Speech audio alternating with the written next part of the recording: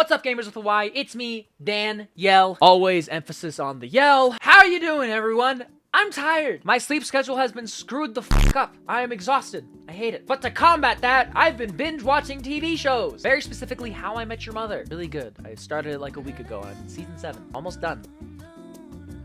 I'm almost done. But that got me thinking.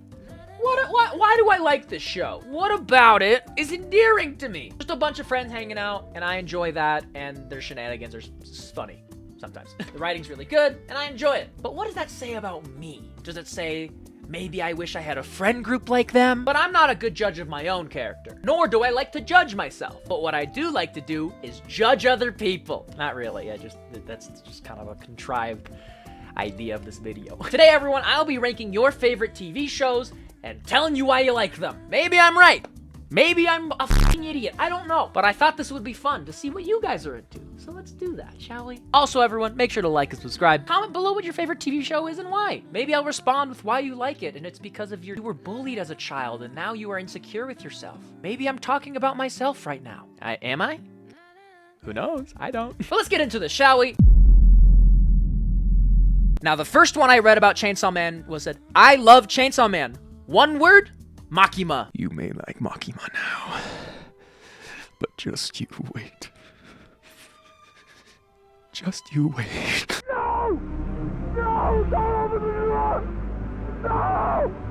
No! Chainsaw Man's pretty cool, though. I will say this. Women who can kill you. I will not deny that the women of Chainsaw Man are...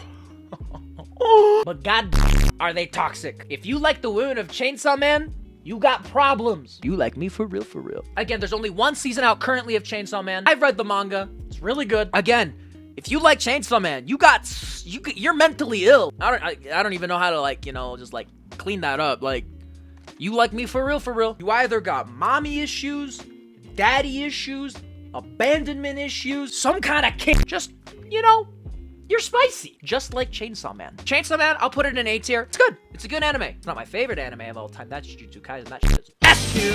Let's go. That's really all I have to say about Chainsaw Man. The women are gorgeous. The dudes are f***ed up. They like me for real, for real. Oh, Lucifer. Oh, God, I loved Lucifer. Okay. I used to love Lucifer. I watched that in high school. It was so cool. I loved season 1 and season 2. Then season 3 happened.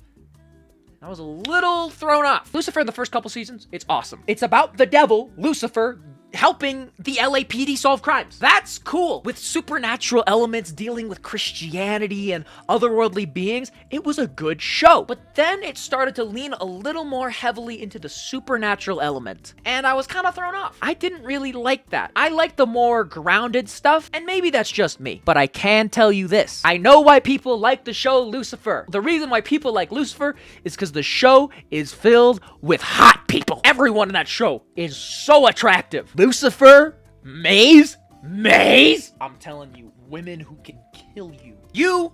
You are horny. That's why you like the show. But also, I really do think the detective premise is really cool. So you also like it because of that. You're probably a hopeless romantic. And you're probably also kinky. If you haven't watched Lucifer yet, though, watch it. It's a fun show. I haven't seen the newest seasons after it got picked up by Netflix. I kind of stopped watching. Otherwise, really like the show. I'll give it a B tier. Would have been A tier, but it fell off a little bit. Now, The Boys, I didn't get too much when people responded, but they had some points. The Boys, I like it because it's about anti-heroes. Okay, I wish I had a little more context. Who do you think the anti-heroes are? Because I will tell you, Homelander isn't an anti-hero. He's a villain. You talk about Butcher, I could see it. More of a vigilante kind of protagonist. I wouldn't necessarily call him the hero of a story, even though he's objectively doing the quote-unquote right thing. But then again, is killing ever, correct? Maybe when there's a super-powered megalomaniac, maybe it's okay. I like The Boys because it's a realistic take on superheroes. I don't disagree with that. I always say this, that capitalism is the root of all evil. And capitalist superheroes? They're gonna be pretty evil. Money corrupts all, absolutely. And if a superhero is making a lot of money, what I'm saying is, I agree with you. It is a more realistic representation of what might actually happen with superheroes. I will say this, I don't really like the evil Superman trope, but I think it works with Homelander. The reason why I don't like the evil Superman trope is because I think it's overdone. I'm okay with like a couple of stories about an evil Superman, but like so many things is just evil Superman now, and I just don't like it. The Injustice comic books, if you haven't read them, they're good. Don't like them. My favorite panel of Superman is this one right here. This one over here. It's him looking at the Earth saying, "I love you all." That's the Superman I know and love. Homelander, though, he's a completely different character. Homelander wasn't an alien that crashed here on Earth because the love of his parents sent them here. He was created in a lab and tested on, and horrible things was done to him. Of course he's not gonna turn out good. So I think it works with Homelander. All in all, I think The Boys is a good show. I'll give it an A tier. Also, Jensen Ackles as Soldier Boy. Mwah. French kiss. Now, what does liking The Boys say about you? You're probably a little bit of a more grounded person. Or you're really into superhero and comics, and you really just wanted to see a cool twist on something that you love. That, or you're really into gore. I know a lot of people are turned off by The Boys because of all the gore. I can't really say much about people who like The Boys, because I like The Boys personally. It's not my favorite show in the world, but it's good, and I enjoy it. It's a fun show. It's got great social commentary. Watch it if you haven't. If you're not into gore and blood, though, definitely don't watch it. Very... Let's move on now, shall we? Oh god, this next one. A couple people said Peaky Blinders. Ugh, Peaky Blinders. Oh god. See, when someone says Peaky Blinders, I get one of two impressions. One, they're attracted to Thomas Shelby, aka Cillian Murphy. That's kind of me. But the other impression I get is, oh, you're a Sigma male. Have you seen all the Peaky Blinder, like, Sigma edits? There are so many. It's ridiculous. Maybe don't. I've seen part of Peaky Blinders. Cool show. Good show. But like, it's just been like taken and like claimed by these people who I don't like. That people who idolize violence in not like a good way. So like, I have to like mark the show down because of that, even though it's a really good show. It's just like people who like American Psycho. If you didn't know, American Psycho is a movie with Christian Bale. People idolize the main character, Patrick Bateman, who is a sociopath, a misogynist, and a serial killer. He's a horrible person. And Christian Bale hates the character. But all these Sigma males idolize the movie and the character. And fun fact, the book American Psycho was written by a gay man, and the movie was directed by a woman. So it's weird. The movie is a satire on capitalism and people who work in the industry, talking about how they're corrupted by greed and how our society is fueled by capitalism and greed. But the takeaway is, I want to be like Patrick Bateman because I hate women.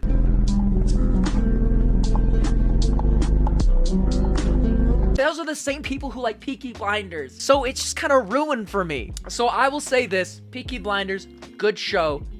By itself, I give it a B tier, but because of the audience, I gotta mark it down to a C tier. I'm sorry to the people who are attracted to Cillian Murphy. He is a very handsome man. Go watch Oppenheimer and the Barbie movie. They come out on the same day. I hate the audience surrounding Peaky Blinders. That's it. We're moving on. This one, I definitely have watched. It's Miraculous Ladybug. God, Miraculous Ladybug. I got some things to say about this show. Miraculous Ladybug is one of my comfort shows. I love it, but I also hate it. If you don't know, Miraculous Ladybug is a French animated TV show that is made for children. Children. But I will tell you this, a good majority of the audience definitely aren't children. I am 20, almost 21. And I still watch the show. I started watching it as like a sophomore in high school. My friend showed it to me. He's like, you'll love this show. I'm like, this looks so stupid. And I'm not wrong. It's a stupid show. It's made for children. But God, the love triangle. I am so hooked on this show because I am so invested in the love story between Marinette and fucking Adrian. I am so invested. And it's annoying because I don't want to be that invested. It's a kid show. God, I love them. They're just so stupid. It's going on 5, now 6 seasons, right? And they still haven't fallen in love with each other. And do you know what's even more annoying? They switched up the dynamic this season. So the original first 4 seasons is Marinette is head over heels for Adrian, and Cat Noir is head over heels for Ladybug. Marinette is Ladybug, Adrian is Cat Noir. But in season 5, Marinette refuses to admit her feelings for Adrian again, but then instead decides that she's actually in love with Cat Noir. But at this point, Cat Noir has basically said, hey, listen, I get it. You don't want me to make any more like advances. I'm good. I'm done. I understand. And instead, Adrian falls in love with Marinette. So now it's just a flip dynamic where instead of Marinette's in love with Adrian, Adrian's in love with Marinette. And instead of Cat Noir being in love with Ladybug, Ladybug's in love with Cat Noir. Ah! It sounds like I don't love the show, but I do. I'm just very passionate about it. I will say this though. Good things never last. Good things come to an end. That's why they were good, because we enjoyed them while they lasted. It's like the whole saying from like the Batman movies, you either die the hero or you live long enough to see yourself become the villain. You either end on a good note or you overstay your welcome and you sour it. I think an example of the show would be Supernatural. I've never personally watched it, but a bunch of my friends who are like huge fans of it always talk about how the later seasons aren't that good. I'm afraid that's gonna happen to Miraculous Ladybug. It's been the same kind of dynamic, kind of plot for the past 5 seasons. They're renewed for a 6th. I don't know how they could spice it up and make it, good. The show has to end at some point. And if it doesn't, it's not going to be good anymore. With that being said, I still love the show. And I will give it an S tier because it makes me feel warm inside. It makes me feel comfy and safe. Again, as I have stated though, good things come to an end. Miraculous Ladybug needs to end soon. If it doesn't, we're gonna have problems. You like Miraculous Ladybug though.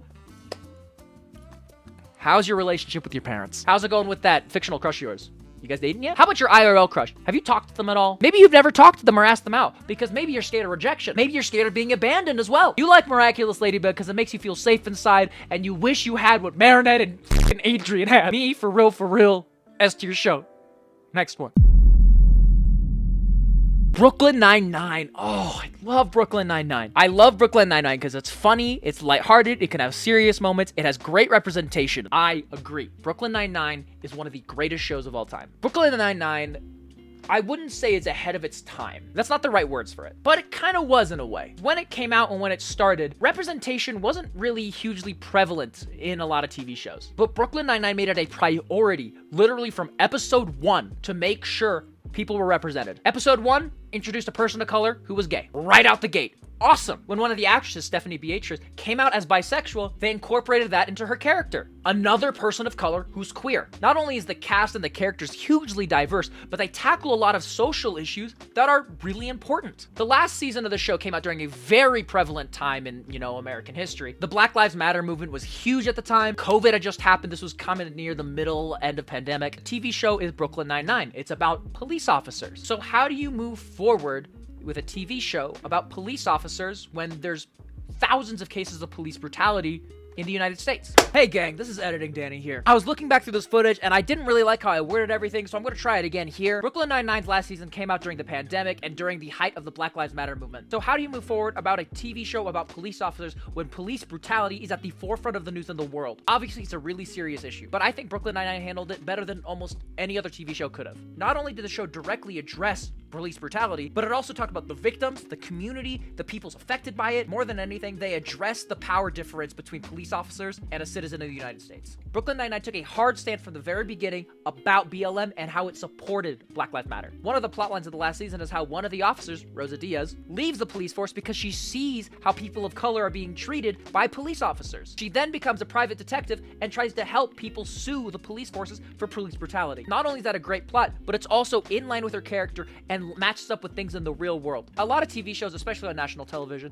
don't like to take a hard political stance about a lot of things, but Brooklyn Nine-Nine made it very clear from the very beginning that they were in support of the Black Lives Matter movement and against police brutality, which is more than I can say for a lot of other TV shows. Shout out to the writers, the actors, the producers of Brooklyn Nine-Nine. They did the right thing. Okay, back to normal, Danny. So yeah. Most other TV shows wouldn't even recognize these things happening, right? Brooklyn Nine-Nine made it a focal point of their last final season. Brooklyn Nine-Nine is a show about found family who come together in times of strife to support each other and their community. And I hope you do the same thing as well. If you like Brooklyn Nine-Nine, you're a good person. I think that's all I really have to say about Brooklyn Nine-Nine. Brooklyn Nine-Nine is an S-tier show, 100%. Quality is excellent. The characters are awesome. The message is great. Thank you, Jake Peralta. Cool. Someone mentioned one of my favorite shows. Next up, we're talking about Bad Batch. I feel like most of y'all don't know what Bad Batch is. That's fine. It's Star Wars. I love Star Wars. Also mentioned in a bunch of them was the Clone Wars TV show. Y'all have immaculate taste. If y'all haven't watched the Clone Wars TV show, please. It's so good. The first 2 seasons of the Clone Wars TV show is a lighthearted TV show about the Clone Wars and the Jedi helping people and doing the right thing to save the galaxy. Then you get to season 3, war crimes, genocide, human rights, contemplating the existence of the world and your own mortality. Clone Wars is exceptional. Not only is it great for children who don't really understand the nuances of war, but it's also great for adults who do understand the seriousness of it. If you're not a fan of Star Wars, you don't have to listen, but I'm gonna talk about this because it's so good. Again, the first 2 seasons are really campy, it's really cute, it's really fun. You get to meet all these clones and they're so cool. But then season 3, season 4, they start to contemplate their existence. And what happens after war? What else are we supposed to do? We were created for this one purpose, but is that who I want to be? What is life outside of violence? And then we also start talking about global politics, not global, universe politics, trade routes, peace treaties, parties not involved in an intergalactic war. It gets surprisingly nuanced and in-depth about the universe, and that is why I love it. The main Star Wars movies are about the space wizards, the Jedi, right? They're cool, I guess. But the reason why I love Star Wars is because there are years of lore and story behind it. Not just about the Jedi, but about people existing in that universe, and I love that. It's so cool to see what that universe is from just a normal person's perspective. Because hundreds and thousands of people have worked together to create this cinematic universe, and I think that's so cool. And maybe you don't like Star Wars, but I urge you to try and maybe watch the Clone Wars TV show because it's really good. Watch the original trilogy. Anakin's hot. If that'll do it for you. Anakin is a hottie. So is Obi-Wan. Obi-Wan. Oh, space Jesus. And then there's Bad Batch, which is a spin-off of the original Clone Wars TV show, and that's so good. It's a story about found family and coming together, contemplating your existence, and, you know, breaking free from the mold society has set from you. I'm gonna give Clone Wars S tier, and I'm gonna give Bad Batch A tier. Good shows. Watch them. I don't know what to say about the people who watch those shows. You got good taste. That's what I'll say. Okay, so many people also said The Owl House. I personally haven't watched The Owl House, but I do know a couple things about it. The LGBTQ representation is awesome. The characters are well written. I've just heard a lot of good things about the show. The Owl House is a kid's show, right? I think having that representation early on in childhood media is not bad. I think exposing people to different walks of life is not a horrible thing at all. You know, like the joke, the thing that people say, it's just like, oh my God, not in front of the kids. I think it's fine. If you're gonna have hetero couples kissing on TV, you can have gay couples kissing on TV. If someone's gonna use he, him pronouns on TV, you could have someone using they, them pronouns. I don't think that's a problem at all. Again, I don't really know much else about the show. All I know is that the representation is amazing. Maybe the story's good. I don't know. But I guess I'll have to give The Owl House a watch because, like, hundreds of people recommended it. So I guess I'll have to start that. Community is one of my favorite shows of all time. Is it one of the best shows of all time? Not really, but it is a good show. Donald Glover is so good. He is so funny. God, I love Abed. I love Abed so much. First couple seasons of Community were awesome. And then there's the gas leak season, and they reference how bad it was. The cast is phenomenal together, except Chevy Chase. Chevy Chase is... But again, representation is awesome. I love shows that don't take themselves seriously, but can have serious moments within them, right? Because that's how you can tell when something actually matters. And of course, like all good things that don't end, they fall off. After Donald Glover left the show, it kind of definitely went downhill. So the later seasons aren't great, but up until that point, it's really good. Community is one of those shows that overstayed their welcome, but was nice while it lasted. I'm gonna give Community a B tier because most of the cast is good, except for Chevy Chase. It was a good show while it lasted. It overstayed its welcome, but otherwise, good show. Now, if you like Community, you probably got a little fucked up sense of humor. You're probably into nerd shit, like me, and you probably got some kind of mental illness. That's why you like Abed and Troy. Abed and Troy are the best characters, 100%. Again, just another example of how, you know, good things need to come to an end. And that's okay. But again, Community, B tier show. And don't get me wrong, B tier is not bad. B tier means it could have been better. Thank you guys so much for watching. Comment other shows down below that you think I would like. I'm definitely gonna watch The Owl House. I need other shows to watch. Maybe we'll do this in the future. Who knows? Hopefully you guys enjoyed. Make sure to like and subscribe. And remember guys, the world is a bad place, but we can make it better. And remember guys, be inclusive and be kind. We can make the world a better place. So go out and do something good. Take care of yourselves, take care of your friends, take care of your family, take care of your pets, and hopefully you enjoyed. Love you all. Get food, get water. Peace, bitches.